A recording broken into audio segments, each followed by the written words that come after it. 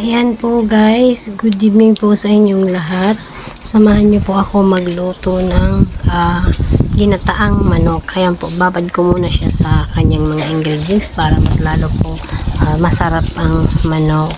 Ayan, minekos-mekos ko na po siya, ating rinidi para po ay mamaya pag ginisa na natin, lasang-lasa na yung kanyang asin at saka yung paminta at siswang. Ayan na, minekos-mekos na nga nating mabuti at hitatabi ko muna yan at ating igigisa.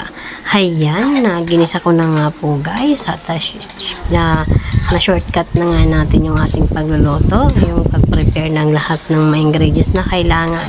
Ginisa ko na nga guys at para madali tayong makaluto.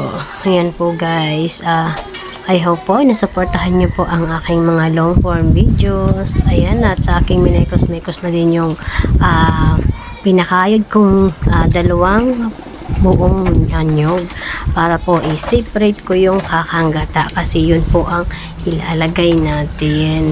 Ayan, minekos-mekos na nga hinday para naman makuha natin yung tamang texture ng kakanggata. Ayan, at linagay na natin at pipigain natin ng mabuti guys.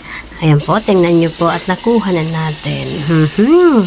Ating binalikan yung aking ginisang chicken. Ayan po, luto na nga at pwede na natin ilagay yung kanyang papaya. Kasi guys, mas masarap yung chicken na ginataan pag may papaya. Ako po kasi guys, pag nagluluto talagang may papaya. Ayan po, good evening sa inyong lahat. Shoutout po sa inyong lahat. I hope po na magustuhan nyo ang aking mga videos. Ayan, linagyan na nga natin ng sili. Ako po talaga guys, pag nagluluto, hindi po nawawala yung sili kasi para sa akin, pangpalasa yung sili. Kami po kasing mga Bicolan ay may hilig sa sili. Ayan, at linagay na nga natin yung papaya guys. Masarap po siya. Medyo hinog na nga yung aking papaya guys. Pero wag natin intindihin yan dahil pampalasa po din yun sa ating ginataang manok na may papaya. Ayan, shoutout po sa inyong lahat, sa lahat ng mga viewers dyan. Hello po sa inyong lahat. Ayan, alam ko pong hindi nyo po iniiwan yung aking mga long form videos. Sinasamahan nyo po ako lagi sa aking pagluluto. Ayan, masarap nga po guys yung pagluluto na ganyan bago po natin gagataan. Ang tawag po niyan sa amin ay sangkutsa muna kasama yung yung kanyang papaya kasi mas lalo po lumalabas yung kanyang lasa. Ayan guys, lalagyan na nga natin ng gata para madali na natin maluto para makakain na po tayo at ako'y gutom na talaga guys. Napakabango po niya.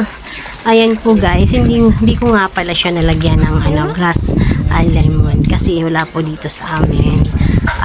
Pero kung mayroon po, mas mabuti pong lagyan natin kaya mas lalo pong binabalance po yung kanyang bango.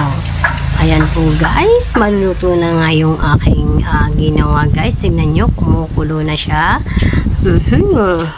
Ang sarap ng amoy-amoyin. Ayan, shoutout sa inyong lahat sa aking panunood. Shoutout po